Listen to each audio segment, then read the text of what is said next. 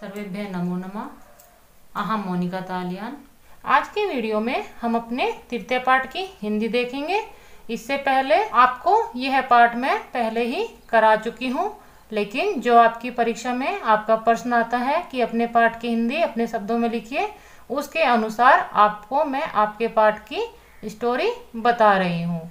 यह आपका स्वावलंबन वाला पाठ है। स्वावलंबन का अर्थ होता है अपने सहारे।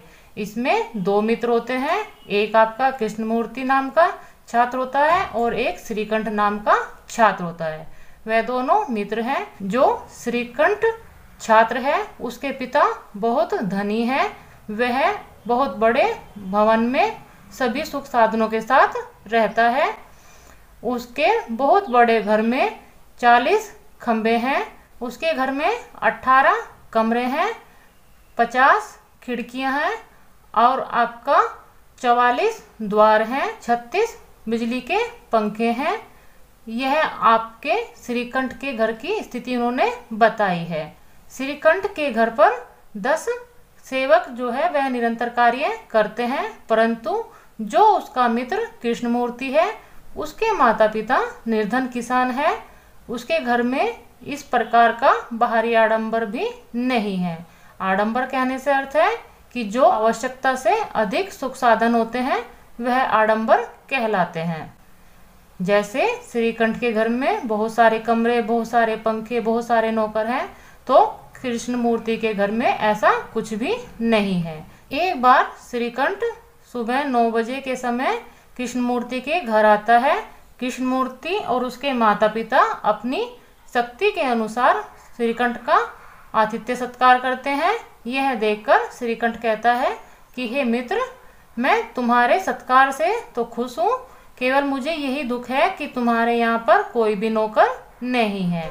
मेरे सत्कार करने में तुम सबको बहुत ज्यादा कष्ट हुआ। मेरे घर में तो बहुत सारे नौकर हैं। तब कृष्ण मूर्ति बोलता है कि हे मित्र, मेरे भी 8 नौकर हैं। वह 8 नौकर कृष्ण मूर्ति के कौन से हैं? मूर्ति के जो 8 नौकर बताता है वह है उसके 2 पैर, 2 हाथ, 2 आंखें और 2 कान।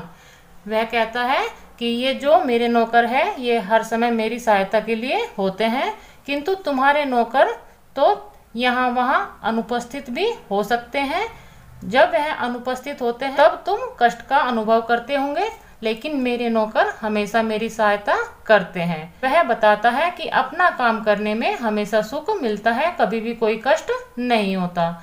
श्रीकंठ अपने मित्र की ऐसी बातें सुनकर मन में बहुत प्रसन्न होता है और वह कहता है कि आज से मैं भी अपना कार्य अपने आप ही करूंगा। अंत में श्रीकंठ कहता है कि 12:30 बज चुके हैं, अब मुझे घर चलना चाहिए।